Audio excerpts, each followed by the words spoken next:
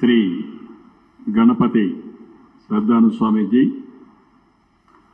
గౌరవనీయులు పూజ్యులు శ్రీ దత్త విజయానంద తీర్థ స్వామీజీ, ఈ సమావేశానికి విచ్చేసిన భక్తులందరికీ పేరు పేరున మనస్ఫూర్తిగా నమస్కారాలు, అభినందనలు.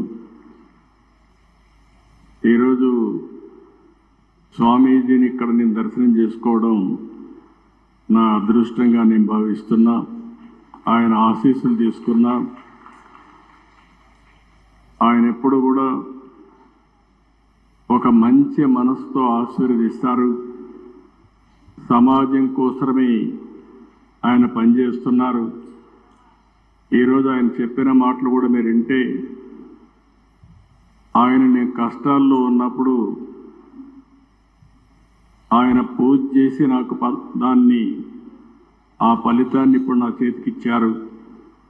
అంటే ఒక మంచి కోసం ఏ విధంగా ఆలోచిస్తారో స్వామీజీ ఒక ఉదాహరణ అని చెప్పి నేను మీకు అందరికీ తెలియజేస్తున్నా. వారి జీవితంలో మీరు చూస్తే దత్త క్షేత్రాలు పెట్టి అక్కడ భక్తుల కోసం అనేక సందర్భాల్లో రావడం. ఒకసారి ఇక్కడే వారిని కలిశాను, హైదరాబాద్లో అనేక సార్లు కలిశాను. వారిని ఎప్పుడు కలిసినా ఎంత సమయం ఉన్నా అక్కడే ఉండాలి అనే మనశ్శాంతి ఆయన దగ్గర దొరుకుతుంది. అది ఒక అదృష్టం అని చెప్పి కూడా నేను మీకు తెలియజేస్తున్నా. చాలా తక్కువ సమయంలో ఒక మెసేజ్ ఇచ్చారు. నా సంకల్పం స్వర్ణ ఆంధ్రప్రదేశ్ చేయాలని. ఒకప్పుడు విజన్ 2020 తయారు చేస్తే చాలామంది సమైక్య ఆంధ్రప్రదేశ్లో తప్పుపట్టారు. కానీ ఆ విజన్ ఈరోజు యథార్థ రూపాన్ని చూపించే పరిస్థితి వచ్చింది. ఈరోజు ఏదైతే విజన్ 2047 స్వర్ణాంధ్ర దిశగా ఆలోచిస్తున్నాం, నేను స్వామీజీకి ఒకటే హామీ ఇస్తున్నా. ఏదైతే సంపద రావాలి, అదేవిధంగా మీ అందరికీ ఆనందంగా ఉండాలి.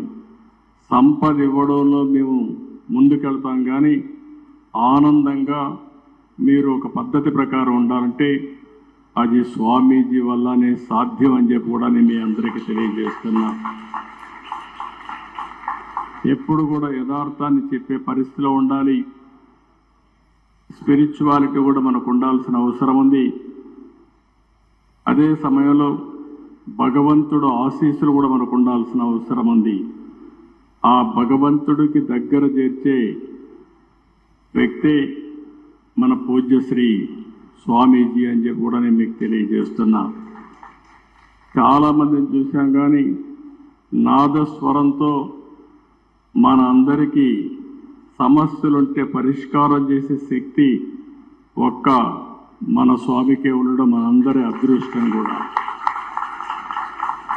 ఈరోజు మళ్ళీ నేను అన్ని క్షేత్రాలు తిరుగుతానని 53 రోజులు ఈ రాష్ట్రంలో ఉన్నారంటే వారు ఇక్కడ ఉన్నంత వరకు అన్నీ కూడా మనకు శుభమే జరుగుతుంది.